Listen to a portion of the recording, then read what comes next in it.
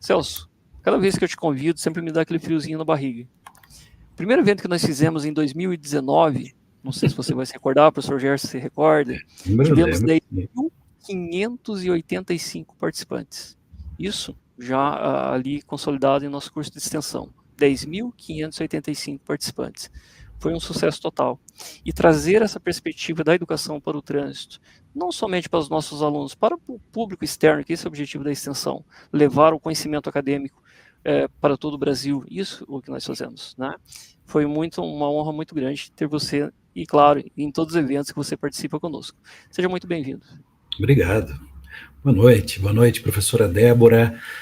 E cumprimento e extensivamente cumprimentando toda essa equipe fantástica aí da Uninter, que faz acontecer não só esse curso de trânsito, né, que é aquele para o qual eu dou mais atenção de tudo que vocês fazem, naturalmente por conta da minha atividade, né? A Uninter é uma gigante e vocês têm feito por merecer, né, todo esse reconhecimento. E esses dois rapazes que estão aí contigo, né, o Gerson e o Valdilson, são as feras que fazem de fato acontecer com muita consistência, com muita contundência, né, esse preparo de tantos e tantos profissionais, né, depois vocês me contam aí quantos alunos já passaram por esses cursos na área de trânsito, por esse especificamente. E que bacana isso, né? Dá uma sensação muito boa saber que há uma contribuição efetiva para o trânsito, né?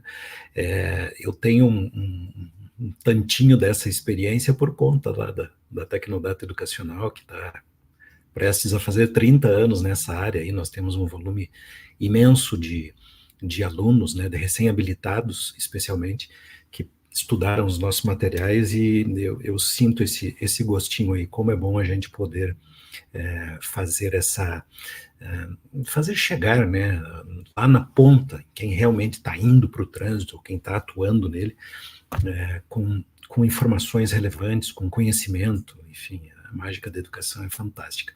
Muitíssimo obrigado pelo convite mais uma vez, e espero que a gente repita esses números, viu, professor Valdilson, de muitos e muitos audientes, muitos e muitos participantes, que essa transmissão dessa aula aqui, que é aberta, né, que está no YouTube, que fica lá disponível, né, eu imagino que quem está participando nesse momento vai lembrar de 3, 4 pessoas no mínimo, que, poxa, deviam estar, fulano, Beltrano deveria estar assistindo, então, né, mande o link, mande agora, né, quem sabe entram a tempo aí de acompanhar ao vivo, ou depois, para que essas pessoas também entendam e façam parte desse nosso time, que bom que está crescendo, né, de pessoas que se preocupam com trânsito e mobilidade no Brasil. Um privilégio estar aqui.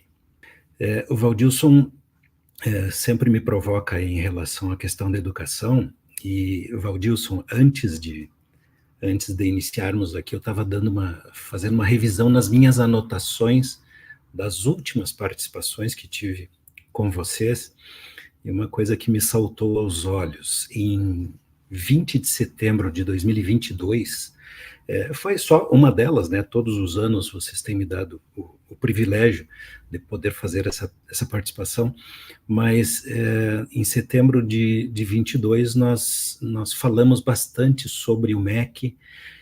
Eu relembrei que a LDB, a Lei de Diretrizes e Bases, que é lá de 1996, já tratava o tema trânsito como um tema de urgência social, é assim que estava escrito lá, e isso, lembremos, né, foi antes do CTB. Lá em 1997, quando foi aprovada a Lei 9.503, todos os educadores ou as pessoas preocupadas com o trânsito, com a acidentalidade, que na época era terrível, todos comemoraram muito porque acabara de ser aprovado um texto legal que iria finalmente fazer uma aproximação da autoescola, das pouquíssimas iniciativas de escola de trânsito, que alguns órgãos de trânsito tinham na época, da educação. Então, já que tinha essa base tão receptiva no MEC, da LDB, todos nós imaginávamos que seria muito fácil, né? Meio que favas contadas. Em poucos anos aí, na implementação desse novo Código de Trânsito, a gente vai ter educação de trânsito com preparo, com pedagogos, com plano de aula mais elaborado, com materiais didáticos mais sofisticados ou adequados para a nossa realidade, para as nossas necessidades. E o que nós vimos ao longo do tempo foi que, em seguida, quando saíram os PCNs, né, os planos curriculares nacionais, que tiveram, eles tinham uma versão preliminar em 95, também antes do CTB, e foram publicados em 97, no ano em que o CTB foi aprovado. E em 98 saiu os PCNs do Fundamental 2, de quinto a oitavo ano, né, oitava série, na época era assim.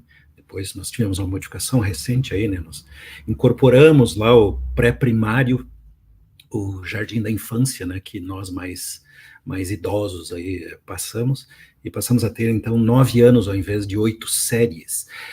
E toda essa evolução, esse caminho ali, aos poucos, nos encheu de esperança de que vai acontecer, nós vamos conseguir.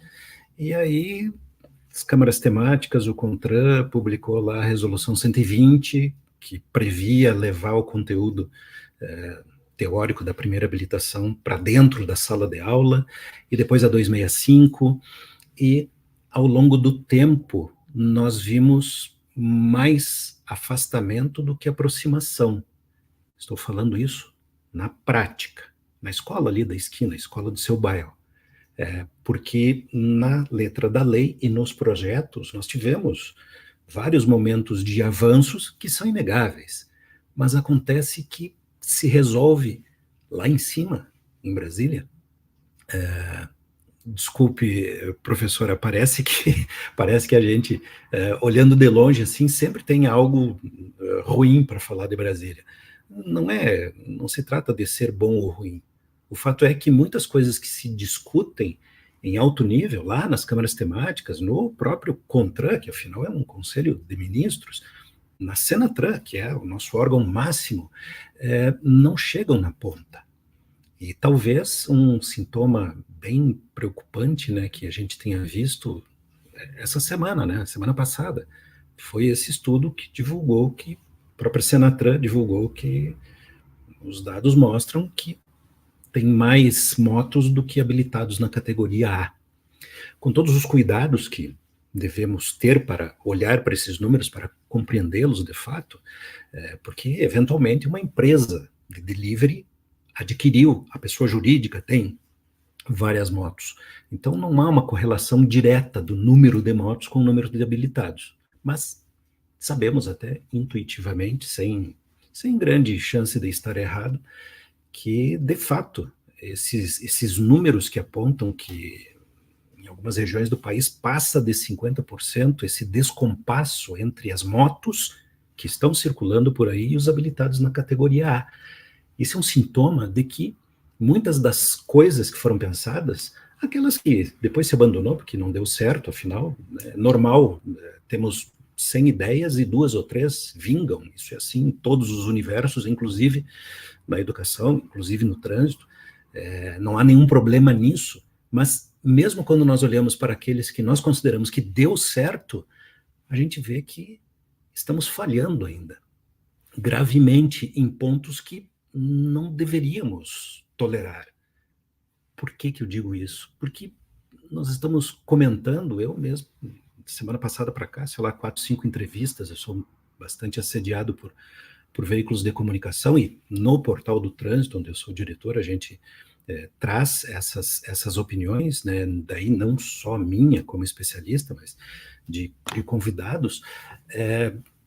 Quem quer que tenha algum conhecimento, algum preparo na área de trânsito, não consegue se sentir confortável ao ver esses números, nem mesmo ao ver proposições de projetos de lei que querem tornar ainda mais aceitável falhas no cumprimento da lei. Então, é verdade que moto é um veículo muito peculiar e tem particularidades que explicam por que é tão desejado, por que é tão adquirido, tão utilizado, né? Porque é um veículo que realmente serve para serviços que são muito procurados. Lembre-se que tivemos uma turbinada no delivery com a pandemia, mas antes já era algo que todo mundo utilizava, né? Quem nunca pediu uma pizza em casa à noite, cansado para ir no restaurante ou para cozinhar, ou um remédio de madrugada, ou nas atividades do dia a dia não mandou ou recebeu alguma encomenda, um documento, o que seja. A sociedade usa muito o motofretista, mas nós temos, por exemplo, um curso que prepara o condutor profissional motofretista, que na lei é bem bacana, mas na prática, quem que exige? Algumas empresas que contratam, né, os motofretistas exigem. A maioria das prefeituras, essas que fazem parte do nosso Sistema Nacional de Trânsito, que, aliás, né, é uma fatia inexplicável ainda. Nós estamos com, desde 1990, janeiro de 98, entrou em vigor aquela lei aprovada em setembro de 97. Desde lá, a gente tem tentado fazer os municípios municipalizarem o trânsito, assumirem as responsabilidades. E ainda hoje o que nós temos é um monte de candidatos a prefeito que sequer sabem disso, ou que estão prometendo coisas absurdas. Candidatos a vereador prometendo mexer no trânsito num nível que não compete ao município, quanto mais a um vereador. Então, nós estamos falhando ao longo desse tempo, e é necessário que a gente reconheça isso, porque senão a gente não vai conseguir dar esses passos que precisamos. Falhamos em pontos básicos. Então, professor Valdilson, das minhas anotações lá de 2022, uma das coisas que eu falei, eu lembro, repercutiu muito, e na época citamos tudo isso que eu estou repetindo aqui, citamos Penatrans, claro, dentro daquele conceito. Na época, estávamos admirados que tínhamos 43 leis que veio a fazer alterações no CTB, estávamos com 979 resoluções. Qualquer um que é da área sabe que isso não parou, né? Não parou, nós estamos a todo momento remendando o nosso CTB. E eu poderia dizer, estamos complementando, aperfeiçoando. Sim, é verdade, mas quantas vezes vimos um vai e volta? Quantas vezes sofremos, como sociedade, uma perda de tempo, de energia, de inteligência, de esforço de todos, especialmente dos órgãos no trânsito, para implementar aquele selinho que era colado no para-brisa, o kit de primeiros socorros.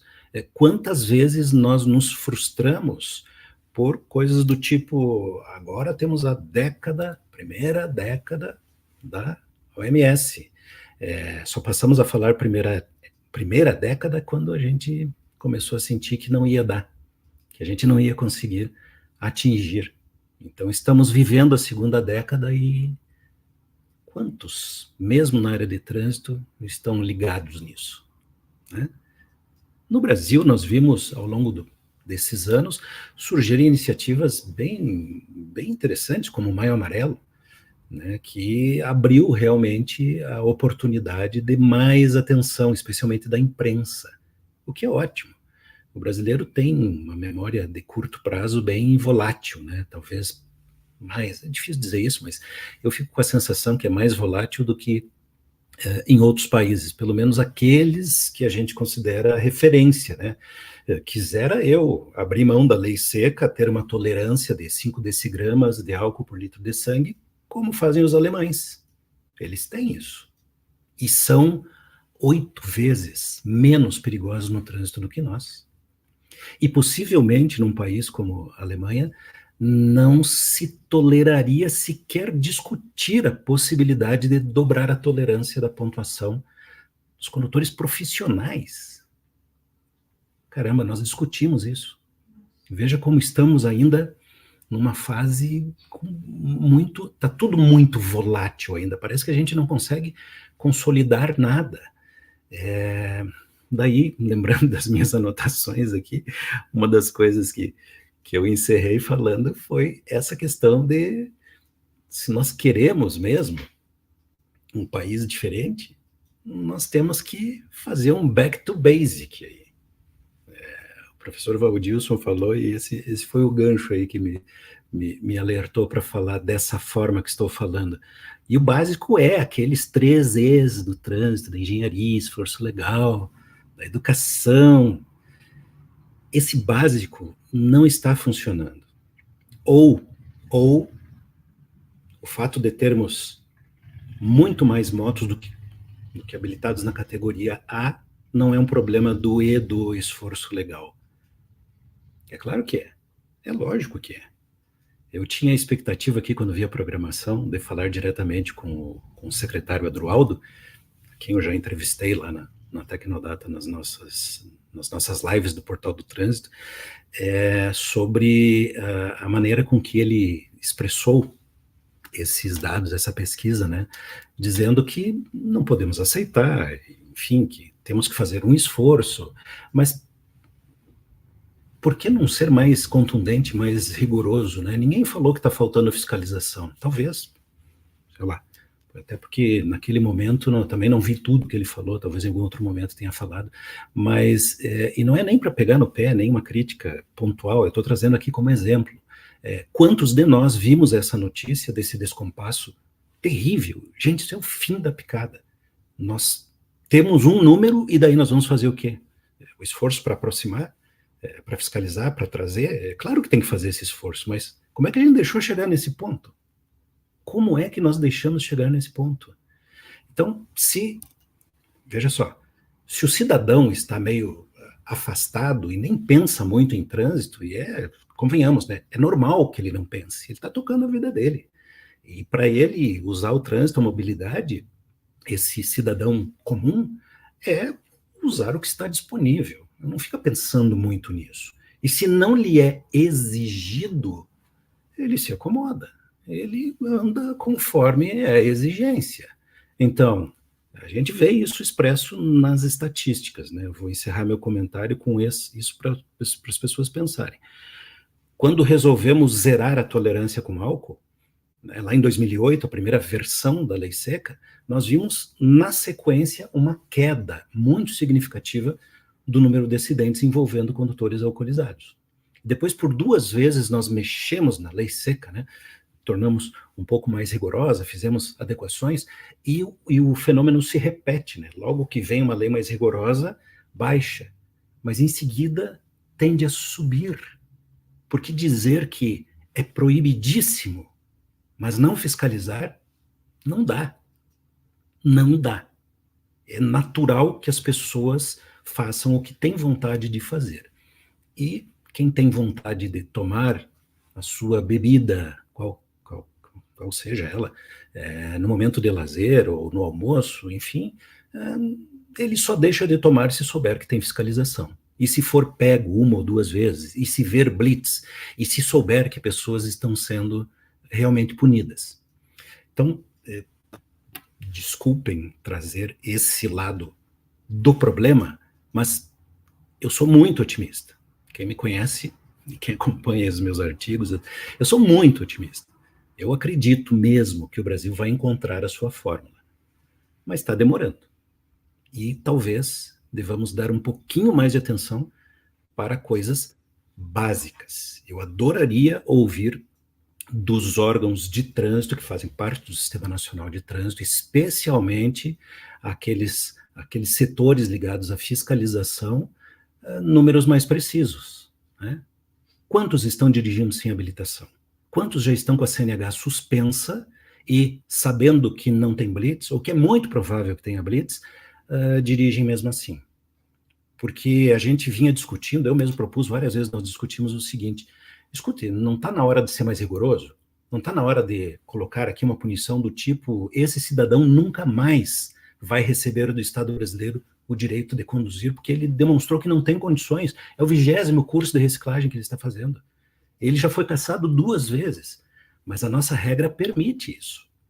A nossa regra permite. Mesma coisa lá na educação. Eu, durante muito tempo, discuti o seguinte: escute, Detran, pelo amor de Deus, pare de perguntar bobagem. Porque se você não perguntar coisas importantes, você está estimulando as autoescolas ou permitindo que na formação teórica dos condutores se trabalhe apenas as coisas que você está perguntando. Qualquer estudante, ao se submeter a uma avaliação, vai se preparar para aquilo que cai na prova. É ou não é? Isso é natural, é instintivo, é assim que funciona. Então, tem que ter mais rigor, mais qualidade nas questões, como tem que ter muito mais rigor na forma com que nós operacionalizamos, com que nós gerenciamos o trânsito. E aí, né, Valdilson, para justificar, né, porque, mas quando fala de educação, o Celso Mariano sempre acha que tem solução. Eu sou marceneiro, a minha ferramenta é martelo, então, para mim, todo problema eu tendo a pensar que é prego. Como eu sou educador, eu acho que a educação é o martelo que vai resolver o problema de qualquer prego, porque a educação é mesmo muito poderosa. Se não me corrijam, cruzamento com semáforo, o condutor se aproxima, o sinal fica vermelho. A legislação diz que ele não pode furar o sinal, mas se ele resolver furar o sinal, ele ultrapassou a legislação. Vai ter as consequências da punição se for flagrado, se tiver um equipamento, né? Porque tem até isso. E acontece um acidente porque ele furou o sinal vermelho, é tão fácil de acontecer, aliás, cruzamentos são, né, locais preferenciais para os nossos desastres de trânsito, eu prefiro chamar de desastre do que de sinistro. E aí?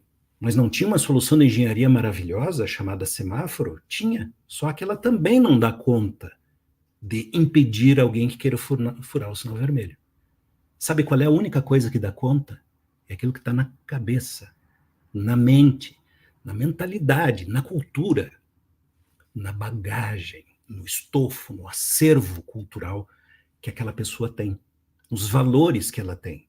Só a educação é capaz de frear esse impulso. No mínimo, o conhecimento. A abençoada direção defensiva que começa, né, como primeiro fator. O conhecimento. Então, nós não podemos ter condutores que não passaram pelo processo de formação de condutores. E tudo bem, tem várias críticas, né? A maneira que as autoescolas ensinam. Gente, a autoescola está ensinando que o Detran cobra. Então, peraí, o furo é mais embaixo. Não dá simplesmente para nós olharmos para tudo que temos, com todas as coisas boas que temos. O Penatrans é uma ferramenta maravilhosa. Mas se a gente não se lembrar dessas coisas, talvez daqui a algum tempo a gente olhe para o Penatrans como temos olhado para os programas da OMS. Já foi a primeira década. Daqui um pouco vai a segunda. Daqui um pouquinho vai a segunda. Então, meu apelo para você que é estudante, ou você que está nos acompanhando aí no YouTube, ou está vendo depois desse evento, pense mais seriamente no problema que é o trânsito. Faz parte das nossas vidas, dele todos absolutamente dependemos e influenciamos, mesmo quem está em casa, em home office, quem está isolado por qualquer motivo, está influenciando no trânsito. Sim, a nossa vida social só existe porque nós temos essa coisa chamada trânsito, mobilidade, que cuidamos tão mal, mas que bom que temos uma Semana Nacional do Trânsito para lembrar, né? Da paz que queremos ter, o tema desse ano, e da redução da velocidade que temos que ter por respeito à vida, né? O tema aí da próxima campanha. Nós somos herdeiros de uma carga cultural que, por vários motivos, não cabe jogar a culpa nos portugueses, porque nós somos resultado, claro, da influência da cultura portuguesa, mas o Brasil, esse tamanho continental, também sofreu em vários pontos influência holandesa, espanhola. Nós tivemos várias outras vertentes, né? Nós acolhemos tantos e tantos imigrantes do Oriente, né? Do Japão, da Itália, da Alemanha. Nós somos uma resultante muito curiosa, e há quem considere o Brasil um país com demandas na área da educação com particularidades muito exclusivas. É só aqui no Brasil que tem esse tipo de abordagem, esse tipo de necessidade. Não sei até que ponto ajuda a gente olhar para fora, né? Eu acredito, acho que como qualquer pessoa ligada à educação, que sim, na medida em que, poxa vida, não temos que reinventar a roda, né? Quem já descobriu os caminhos aí que nos ensine, e ainda bem que estamos abertos para isso, que é um outro lado bem bacana da nossa cultura, né? Nós somos muito receptivos. Às vezes exageramos, né? A gente quer importar soluções de outros países que não fazem muito sentido aqui. Por exemplo, todo mundo vai lembrar, até bem pouco tempo, reacendeu, acho que pela 20ª vez a discussão se não deveríamos liberar o processo de formação de condutores, deixar o tio, o cunhado, o irmão mais velho ensinar, abrir mão dessa exigência. Volta e meia aparece questionamentos do tipo, poxa vida, para que fiscalizar tanto? E tem um bom argumento, né, um argumento forte, que é o que estão fazendo com o dinheiro da multa? E eu acho que a nossa reação, eu falo nossa, sim, nós todos que cuidamos do trânsito, seja só porque gosta do assunto ou porque está mesmo mergulhado, trabalhando profissionalmente na área, nós todos ficamos muito incomodados de ouvir isso, mas acho que não o suficiente, não tem sido suficiente. Deveríamos estar absolutamente indignados com o fato de que temos um número que expressa algo que é tão difícil de ouvir no Brasil, né? X% dos condutores que estão por aí não estão habilitados. A gente tinha que ouvir muito mais disso. E tínhamos que reagir de forma muito mais intensa, muito mais contundente. Não, então, peraí. Então, estamos fazendo tudo errado, a gente não está fiscalizando. Como assim? E aí, eu falo por experiência própria. Eu já estive participando muito ativamente de um órgão de trânsito. Eu fui diretor de educação no primeiro ano da CETRAN, aqui em Curitiba. E Curitiba que é visto como um modelo, né, como referência para tantas coisas, especialmente na área de mobilidade, transporte, né, transporte coletivo. O trânsito de Curitiba, no geral, é bem visto. Quem mora aqui sabe que não é tão especial assim, porque nós queremos nos comparar com Copenhagen. Eu quero o trânsito que tem em Londres. Mas lá o trânsito é complicado também. Pois é, mas lá você pode deixar o carro em casa. Aliás, né, lá é caro você ir com o carro para várias regiões da cidade. E lá você tem opção de transporte coletivo. Nossa, e como tem? O metrô de Londres, acho que não preciso falar, né? E isso nos falta muito, muito. Nós ainda estamos muito atrasados nessa coisa de que trânsito é ter o próprio automóvel. E a taxa de ocupação dos veículos, né? Só estou trazendo alguns números assim que vocês podem, quem está nos assistindo aí pode procurar, ou até talvez tenha números mais fresquinhos do que os meus na cabeça. A nossa taxa de ocupação nos veículos é ridícula.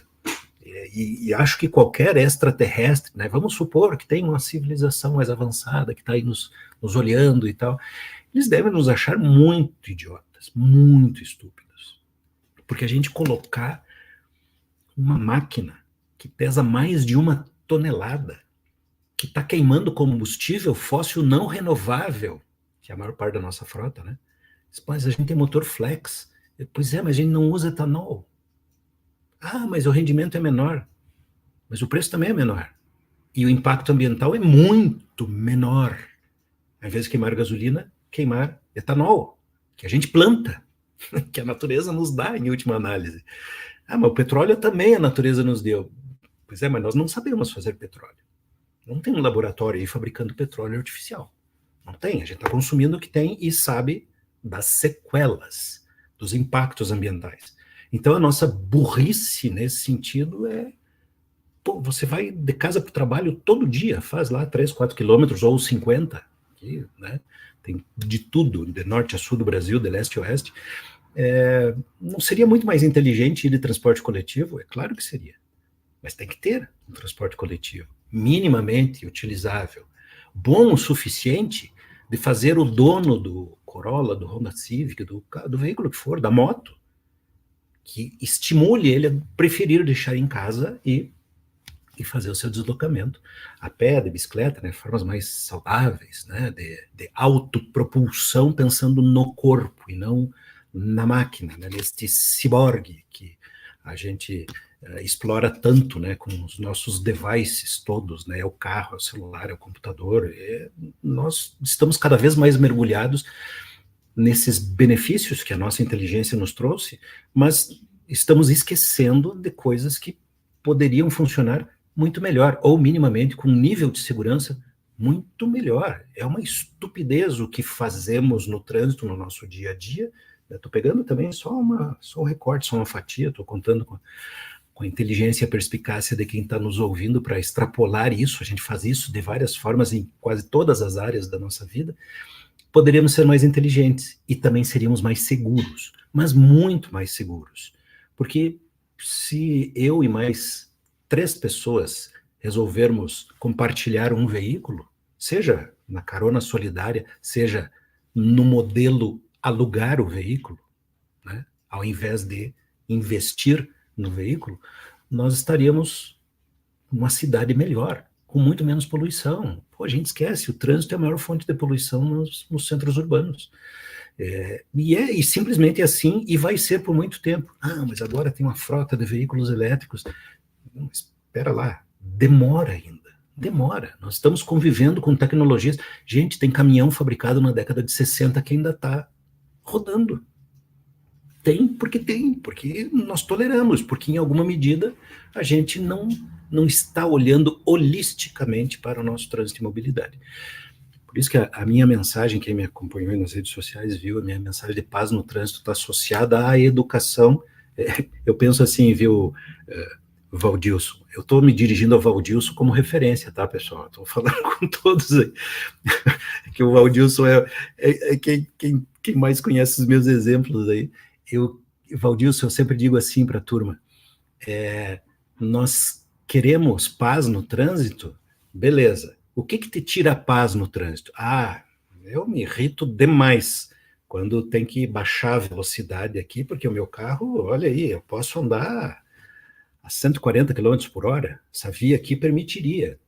E eu só posso aqui andar a 60 ou 50, né? As velocidades estão baixando, o que está piorando, tornando ainda menos pacífico o trânsito, né? As pessoas mais irritadas. Eu acredito na educação no seguinte sentido. Eu pego essa pessoa e digo assim, escuta, meu amigo, vem cá. Você sabe por que o padrão é 60? E até por que está baixando? Não sei. Pois é, então estaciona o teu carro aí e tenta atravessar esta avenida.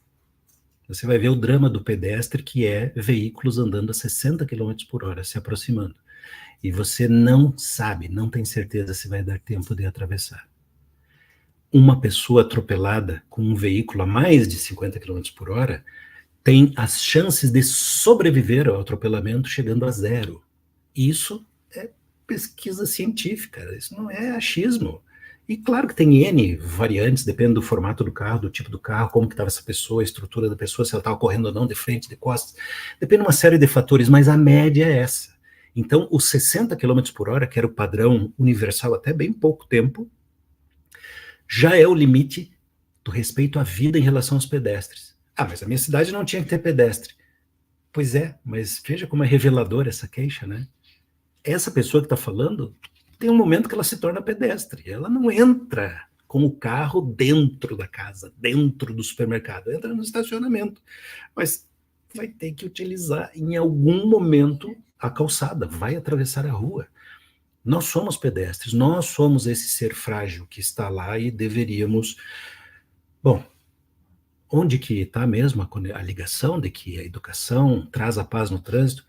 O fato de você saber disso vai fazer com que a tua reação, a próxima vez que tiver que tirar o pé, que ver uma placa que está limitando essa velocidade maravilhosa que você tanto queria usar no seu carro, vai pesar menos, vai incomodar menos, porque agora você sabe. A educação acalma. E esta calma que vem do fato de saber é que é a base dessa paz no trânsito que tanto queremos. As pessoas não estão prestando atenção, não têm conhecimento, não estão ligadas. Elas precisam de educação para o trânsito. E de tudo que a gente não fez nesse tempo, o que mais temos a lamentar é que nós já estamos há alguns anos, né, Valdilson, com a nova geração que podia ter recebido educação de trânsito nas escolas desde a primeira série. Elas estão já com 18 ou mais vindo nas nossas autoescolas querendo o quê? O documento, sem referência, sem uma formação cidadã que a escola poderia ter dado se tivéssemos olhado atentamente o que diz o nosso CTB. Está lá, letras garrafais no artigo 76, educação de trânsito se dará nas escolas, primeiro e segundo ciclo do fundamental, no ensino médio, né, que era a expressão na época, né, aliás, no segundo grau, tá lá, e no curso superior. Quantos de nós estudamos trânsito na nossa fase escolar? Pois é, então, é disso que eu estou falando. Uma sociedade que quer mesmo, nós queremos mesmo segurança no trânsito, nós temos que voltar para o básico. Eu vou repetir aqui a minha cantilena lá de 2022, e acho que os outros anos aí todos também eu falei coisa muito parecida, né? Nós precisamos de educação de trânsito, senão não teremos paz no trânsito. E também não compreenderemos por que, né, o tema da velocidade que veio agora, as pessoas precisam entender que tem uma correlação direta. A velocidade é o deslocamento do corpo no espaço, isso é física, isso não tem nada a ver com a lei de trânsito, nada, isso é física. Quem mora no planeta Terra é assim. Se acelerar, né, se vencer a inércia, embalar, aí a inércia vai trabalhar contra se você precisar de uma desaceleração imediata, né? Tem um ponto até que não precisa nem bater em nada. A própria desaceleração pode causar danos internos. Se bater, então, nossa senhora. Pois é, falta muito conhecimento, falta muita educação e falta muito, mas muito mesmo para todos nós que lidamos com o trânsito, esta consciência de que nós temos que cobrar isso. Então nós precisamos sim de gente qualificada nos órgãos de trânsito, é claro, mas nós precisamos, mais do que isso, de políticas do país, política de Estado, e não, né, essas coisas que a gente tem visto ao longo do tempo nos 3 níveis. Nós temos visto aí, né, no municipal, no estadual, no federal, interferências de interesses políticos, eleitoreiros, em questões que são questões de Estado. Não dá para pensar no trânsito na próxima campanha. Tem que pensar nisso, é lógico, faz parte desse conjunto, mas nós temos que pensar que trânsito como queremos estar daqui a 30 anos, daqui a 50 anos. Isso não se faz nem em educação e saúde, né? Quanto mais em trânsito. Mas vamos lá, não desistimos. Eu não desisto e eu acho que quem está nos acompanhando aí, os alunos aí da Uninter, também são do tipo que compram essa briga, né? Nós vamos adiante, vamos conseguir efetivar aí esses propósitos todos. Gente, nós temos uma ferramenta maravilhosa, Penatrans. Camila, boa sorte em tudo que você está fazendo aí. Tomara que não te faltem recursos, tomara que todos aí na Senatran e nos órgãos de trânsito, todos do Sistema Nacional de Trânsito estejam imbuídos, né, desse compromisso, estejam compreendendo, né, a profundidade e o poder que um programa como esse tem. E daí, daqui a alguns anos, ao invés de nos arrependermos, nós estaremos orgulhosos, né? Pô, que bom que a gente acreditou, que a gente fez a nossa parte, tá aí. O Brasil hoje é um país mais seguro, mais maduro no trânsito. Procure lá no portal do trânsito.com.br, lá você encontra meus links, enfim, as redes sociais, tudo. É uma ação da Tecnodata Educacional, que é uma empresa da iniciativa privada, é uma editora, enfim, tem lá os materiais, os métodos e tudo mais que atende CFCs no Brasil inteiro, mas uma iniciativa da Tecnodata é o portal do trânsito, que é free, tem milhares de páginas de conteúdos, com artigos, com uma seriedade, com um carinho, com esse amor que a Débora falou e expressou muito bem, né? Nós amamos esse assunto e temos certeza que estamos contribuindo, queremos contribuir ainda mais. Então, vá lá, acesse, compartilhe, nos procure em redes sociais aí, que se você procurar Celso Alves Mariano, ou Portal do Trânsito, ou Tecnodata Educacional, você vai achar com muita facilidade.